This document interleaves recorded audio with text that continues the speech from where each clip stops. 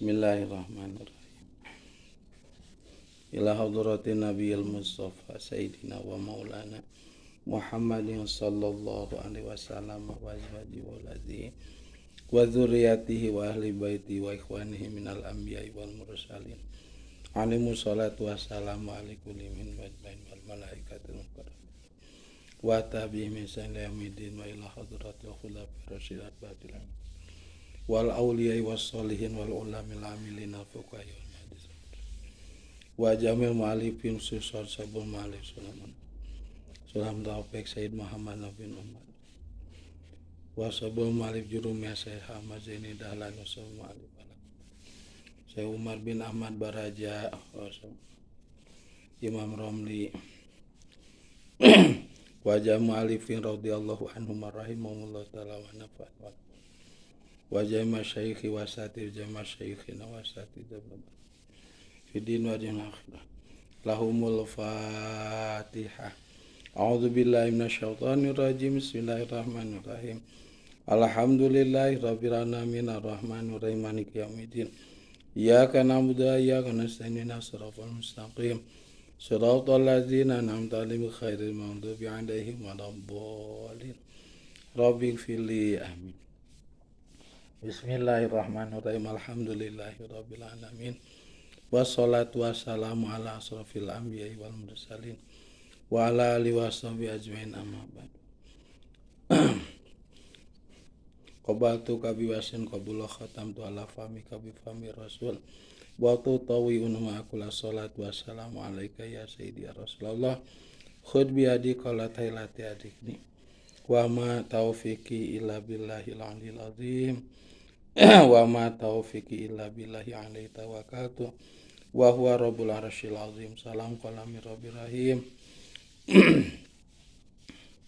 La kalami la kalamullah la siri la sirullah la kalami la kalamullah.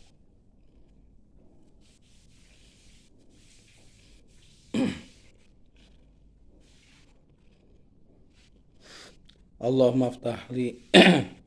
futuhal arifin. Allahumma aftah lana futuhal arifin.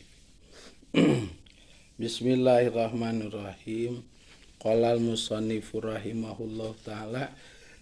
wa nafa'ani wa nafa'ana bi ulumihi fid dharain amin ya Allah ya rabbal alamin. Wa yajibu sareng wajib naon izalatu najisin ngaleungitkeun najis. Wa yajibu sareng wajib naon izalatu najin ngaleungitkeun najis. Lam yu'fa anu henteu dihampura naon anhu najis. Bi izalatil aini ku cara ngaleungitkeun jentulna najis. Alif lam geganti tina najis. Ku ngaleungitkeun jentulna najis. Min ta'min tegasna tina ambeuk walaonin sareng tina rupa waroihin sareng tina rasa bilma ilmu tohari ku cai anu tiasa nyucikeun. Bilma ilmu tohari ku cai anu tiasa nyucikeun. Saterasna deui tina sapalihna syarat anu ngasahkeun kana salat teh neraseun anu kamari nyaeta kedah suci tina mangrupi-rupi najis. Anu mana jumlah najisna kabagi kana 3 hukum. Kahiji aya hukum najis mukhafafah sapertos ompolna murang kalih anu umurna can 2 tahun salajengna teu acan barang emam jeung teu acan nginum salianti cinen anu jadi ibuna. Estuning ngagenyol teh nen ibuna we. mangka ompolna eta murang kali deuk isi deuk pameget dihukuman najis moho papa. Kanggo anu bade salat sangkan sah salatna mangka ulah aya najis moho papa. Kadua hukum najis mutawasitoh nyata seperti ompol anu geus barang dahar tuluy geus eueut salianti cinen anu jadi ibuna mode urang galalede kieu nya geus ngabaso geus sangu geus susu geus teh manis jeung sajabana lah sagagabres umur ge geus sakarieu nya mangka ompolna kalebetkeun kana najis mutawasitoh kitu nya gitu jeung loba deui conto najis mutawasitoh teh model tai kotok gitu nya tai domba gitu tai-taian lah termasuk tai jelema anu nomor katilu hukum najis teh najis mughaladoh najis anu berat ka hukuman anak ati nyata tina 31 hiji tina anjing jeung anakna kadua tina bagong jeung anakna katilu tina babi jeung anak-anakna kitu nya eta mah najis mughaladoh supaya sah salatna mangka kudu diperhatikeun kasucianana umat ulah kakeunaan ku najis mughaladoh naonna kitu anu ulah kakeunaan ku najis mughaladoh teh kahiji badana kitu tik kahiji badana dari ujung rambut sampai ujung kaki umat ulah aya najis anu tilu tadi teh mata kudu diperhatoskeun bisi karena badan urang teh anu napal naon bae kitu bae istri mah teh gini sok naon namina teh dangdan nya dangdan gitu diwedak dilipen disedow tuluy geuningan kuku dinaonan gini bisi aya bahan teh tina najis gitu mangka urang mah da jami Islam anu hoyong kalebetkeun ka jami Islam anu taat ka Allah diantawisa ku ngajaga ngalaksanakeun salat tuluy supaya sah salat urang nyata merhatoskeun perkawis kasucianana gitu supaya ulah kakeunaan ku najis perhatikeun nya badan tuluy nu kedah diperhatoskeun tina najis teh nyaeta anggoan kitu acukna mukenana nu dilebet nu di luarna tah tuluy tempat salat kitu tempat salatna ti kawit karpetna kitu diperhatoskeun matak lamun urang sok ninggal bahkan urang pisan naon sababna pangna aya anu salat sok nyaranak mukena kitu nya tuluy nyanak pangsujudan gitu kanggo istri pameget nyanak pangsujudan nyata alasanana ari nyanak mukena nyalira mah jeung pangsujudan nyalira da ku sawab eta teh nu urang diurus ku urang nu apal kana najis jeung henteu janten jongjon hate teh da ngaomukena anu sidik sucina tuluy nganggo pangsujudan sanak urang anu sidik sucina itu kalebetkeun pameget mode deuk jarumaah de amang jumaah nyanak pangsujudan gitu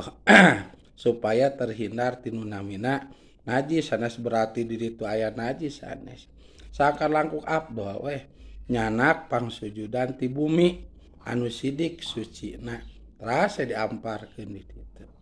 itu nya tah tempatna teu anu dicanak dina salat ku urang gitu model sorban gitu nya nu dicanak lamun istri salianti mukena teh bisi sok nyanak naon gitu tah gitu model sok aya kartu nama gini dina kegiatan naon mah sok dipake kade perhatikeun bisa aya najis gitu nya tah ku sabab lamun teh mah aya najisan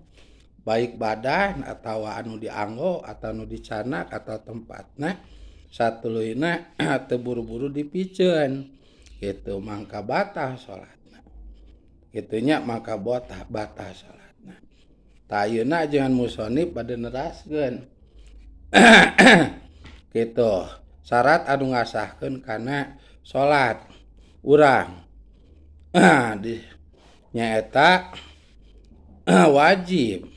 ka anu bade salat ngaleungitkeun najis anu henteu dihampura pangna teu dihampura ku sabab kategorina najis mughaladoh kitu najis mughaladoh anu berat kanggo nyucikeunana semetkeun ka kudu nganggo cai 7 banyuran tuluy kedah nganggo tanuh anu suci kitu bari tiasa nyucikeun kanggo tata cara nyucikeun anu kanajisan ku najis anu teu dihampura mah ku najis mughaladoh tanaon anu kudu leungitna kahiji aena anu hartosna jentulna eta najis kitu ti lamun teh mah keuna kana badan eta najis mughaladoh teh model tai anjing katingali hideungna kitu tah hideungna eta tai anjing teh anu napal dina badan kudu dugikeun ka teu aya kitu ti lamun dina anggoan dugikeun ka teu aya lamun dina tempat dugikeun ka kudu teu aya we rupa hideungna urut tai anjing gitu lamun masih kena aya wayahna we gitu kudu diakalan supaya henteu aya kumaha carana mah bada digosok ngawa sabun atawa dikerik kitu nya duikeun ka teu aya ade tah tamatak lamun zaman kiwari gini jami-jami teh masyaallah seperti hayang katingali gaya ku nyurat-nyoret badan gitu. Mau disebut ditato gini nurnya, nur ditato awewe lalaki dina badan teh Masya Allah. Aya tato tempel gini udah bolon mahnya dina naon dina permen karet geutingnya bisa diwasu. Aya deui kucet gini aya deui anu dicocok jarum. Pas sadayana teh nganggo minyak tuluy nganggo cet teh tah kitu nya nganggo minyak nganggo cet. Masya Allah ieu kumaha lamun teh mah alat-alatna teh terbuat dari najis mughaladoh. Najis mughaladoh. Nya anu tata cara nyucikeunana teh lamun aya rupana gitu. Model hidung gitu tah. Nah, nyucikeunana teh kudu sempeteun ka teu aya warna hideungna. Oh, ieu saawak-awak. Gitu. Diselidiki cetna teh wah tina misalkan tina bahan anu kategorina teh najis mughaladoh apakah tina daging anjing atau tina saripati anjing atau babi atau bagong ya diolah jadi cet jang nyeun tato gitu nangleg hideung atau naonnya warnana deuk beureum deuk koneng deuk kayas deuk hejo deuk naonnya diwasu tapi aya keneh warnana teh kitu ceuk di dieu ngaleungitkeunana kudu dugikeun ka teu aya aena jentulna kitu silpi teu aya jentulna teh hideungna teh teu aya beureumna teh teu aya kari-kari masih kena aya tuh berarti masih keneh aya najis mughaladohan deuk kumaha eta ibadah tuh mata ulah bangga-bangga nur saya punya suami pinuku kitu tong tapi geus tobat cenah lamunnya tobat anu saya mah piceun eta jentul hideungna lamun nganggo najis nganggo cetna sidik eta mah najis mughaladoh matak jaman baheula mah nu nyaan tobat supaya ulah aya eta tapakna tuluy bakal katempo ciri tobat teh di akhirat diistrika baheula mah nur diistrika diistrika nyieunna nyeri ngaleungitna oge ngaleungitkeunana oge nyeri diistrika tuh sidik ku istrika mah leungit hideung teh janten tapak istrika we kitu model bisu anu bucat tuluy garing kitu baheula mah zaman naon disebutna teh zaman jiger di karungan gitu lamun garaduh tato diistrika we baheula mah ciri tarobatna supaya di akhirat jadi saksi di akhirat jadi saksi abdi hoyong bener hirup asana kitu tah cirina dugikeun ka wantun ngaleungitkeun urut teu bener teh ku di istri kasugan ieu di istri ka teh jadi saksi di akhirat jadi sawabiah salamet di akhirat ku ciri abdi hoyong tobat anu daras ayeuna mah bararangganya barelang badan ditaremong tepong kitu kumaha dikodok ku pikih pek teh cetna tinu najis mugo ladoh nya tina najis mugo ladoh tah pan tata cara nyucikeunana lamun hayang sah salat tah ku ngaleungitkeun jentulna kitu ku ngaleungitkeun jentulna kitu jentulna tuh min diambean kudu leungit ambeuna lamun aya keneh kangse ambe mah leungitkeun tuluy kudu dileungitkeun rasana lamun rasana teh khusus kitu tah rasa khusus eta teh dugikeun ka leungit kitu matak jami anu nyaan tobat mah bari ceuk Arab taubatan nasuhanya tobat anu kadituna teh ngajak sae tuluy diajar sae kitu tah hal anu awon anu jadi sabeha goreng baheula teh disumputkeun ditutupkeun dileungitkeun nya disamunikeun ulah hayang jelema ararapa daena deuk urang teh tobat tuh bahkan era nembongkeun ka gorengan baheula teh kitu lain di pamer-pamer di tembong-tembong di medsos matak lamun aya kitu mah masih kene bobodohan ku jang konten gitu walaupun pagaweana na kontenna mah sae na konten gitunya luar ti konten mah gitu saka inget deui naudzubillah kade tah kudu tartibnya urang mah jami Islam anu hoyong kalebeuteun jami Islam anu taat tina sapalina taat teh urang kumi gawe salat hayang ditampi ku Allah tata cara hayang ditampi teh da urang mah ahli syariat mata ngaji fikih nyata ngajaga kasucian tina naon tina najis komo deui anu teu dihampura mah ku saha kategorina najis mugo ladoh gitunya baik anu kena kana badan kana pakaian atawa kana tempat tina pakaian teh Silpi bisi nganggo acuk anu disablon gitu tik digamaran naonnya ari pek teh cetna teh tina najis anu teu dihampura najis mogola ulah gitu ulah najis mogola ulah mata pasunatan nganggo acuk dina salat teh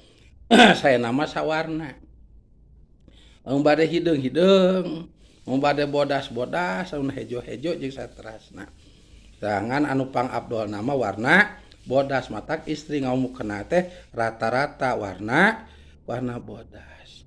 tak kumaha tah lamun teh nganggona teh bergambar amang ingau kawas gambar kuda keur ngising gitu nya kongona tonggong mah rupa-rupa tulisan teh zaman ayeuna sayangku cintaku wah kekasihku hidup matiku wah tek-tek bengek na tonggong teh gitu tuluy dina patuangan di seratan gitu kawasna teh makruh teh komo nyababkeun ka jalma anu salat di tukang kitu macaan eta jadi batal haram makena ngadorakakeun batur cek kolot teh mah nya ulah tah sawarna gitu sawarna itu sunatna pangsunatna anu warna bodas lambang kesucian ku sabade ngahadap kadat anu suci Allah Subhanahu wa taala gitu kade bijalatil aini min ta'min walaunin waroihin itunya kunaon bil ma'il mutahhari ku cai anu tiasa nyucikeun ku cai tah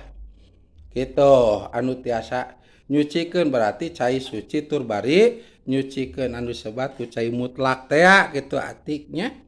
ulah sembarangan cai deui kanggo nyucikeun anak teh nya ulah sembarangan mode cai mustakmal atau cai najis atau cai mutanajis teu sah dianggo nyucikeun badan pakaian atau tempat anu kakeunaan ku najis anu teu dihampura kada ku cai mutlak cai suci tur bari nyucikeun kitu tah ada ieu jaga badan jaga pakaian jaga tempat tina naon tina najis baik najis mau papa mutawassithah atanapi mughaladah itu dialajar sarolat teh silpi cing bereseka tuluy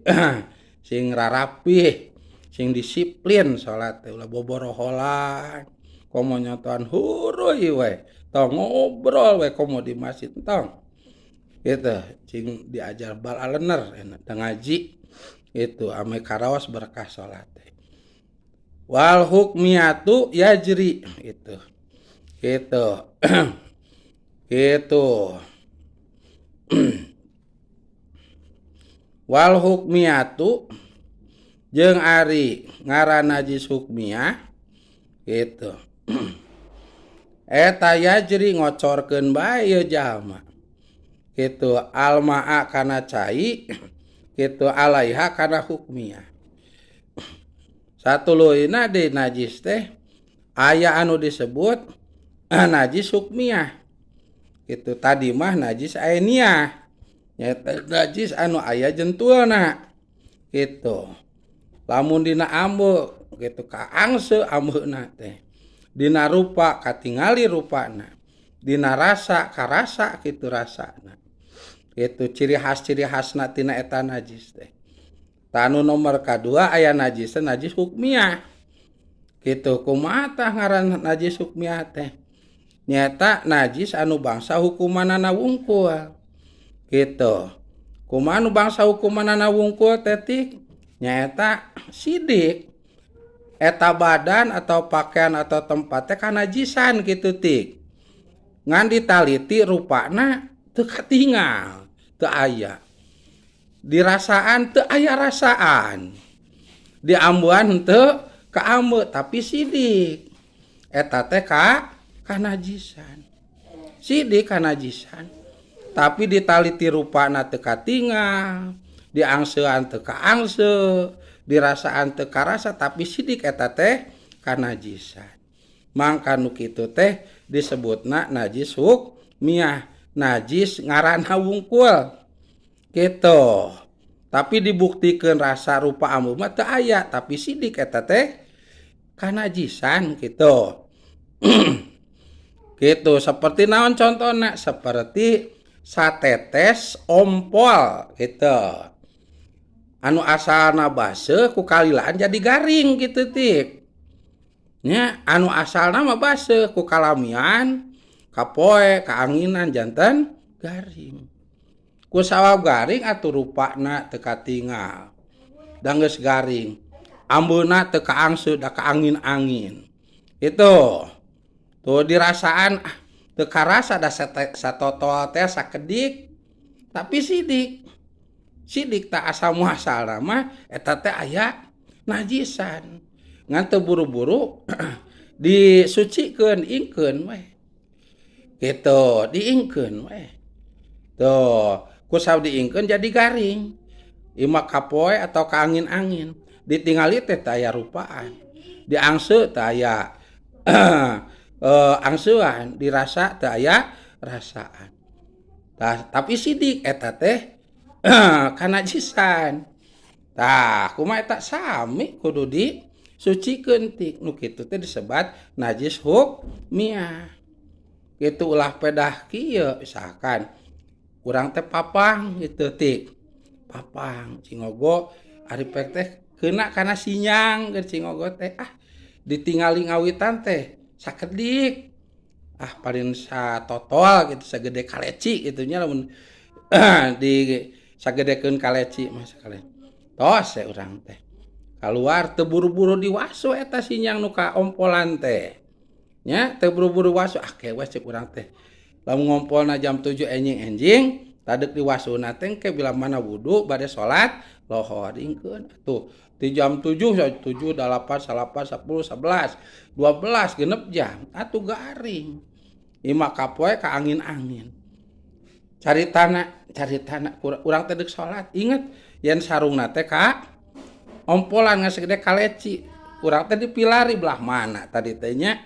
ompolan nu sagede kaleci teh ku dipilarian ku atik teh belah mana da urang poho deui di tempoan eueuh rupana diangseuan teu kaangse diletakan eta sarung teh dipapai teu karasana naon tapi urang teh yakin yen eta sarung teh pernah kakeceretan ku ompol mangka bila mana rupa rasa ambeuna teu katohyan teu kapenak nu kitu disebat najis hukmiyah tah walaupun najisna hukmiyah tuh mangka eta sinyang teh lamun teu kapenak tempat najisna jang disucikeun omat atik teu kengeng dianggo salat gitu tik ulah dianggo salat gentos atik gentos apana digentos ku sabab sinyang eta urang nu ngalaksanakeun ge kakeunaan ku najis ku sabab kalamian teu kapenak najisna tuh kadetiknya tah salat tak zaman baheula eta anggoan salat teh nya udah pameugeut teh sinyang khusus yang salat acuk khusus yang salat henteu nganggo sinyang atau acuk anu sadidinten dianggo tuh da kolot da cangcut teu warantuneun nganggo cangcut tilas ka ditu ka dieu bisi kanajisan ku ompol atau ku lebet kana heuncet atau karena kagasa-gasa ku kontol ku bool gitu gentos waktu sabade salat mah ku anu ararengan tuh ku ngahormat-hormatna kana salat ku cara ngajaga kana kasucian badan pakaian jeung tempat anu bakal dianggo salat tak berkah mata karos inna sholata tanha anil fahsya'i wal munkar berkana salat teh kanggo anu ngalaksanakeunana tiasa ngenyed kitu tina perbuatan goreng jeung tina perbuatan jahat kitu ti tak saroleh berkah salat da sakitu atuh salatna Masya Allah itu tah ayeuna bisi aya nu loba nu korupsi nu maraling gitu maling tanah gitu nya nu maehan gitu anu mitnah anu dolim nu hasud anu nembongkeun kabodohanana tapi sok pinter tinggal salatna tuluy tinggal memeh bade salatna nyaeta ngajaga kana kanajisan atau henteu gitu jabrol ge bobor salat atuh gitu ilmuna ge teh apa yeuna teh itunya dek kararitu oge tah maknya kurang dek ditaluturkeun nu kararitu naudzubillah itu itu dek nuturkeun nu kararitu atuh taudan itu tah kade tanur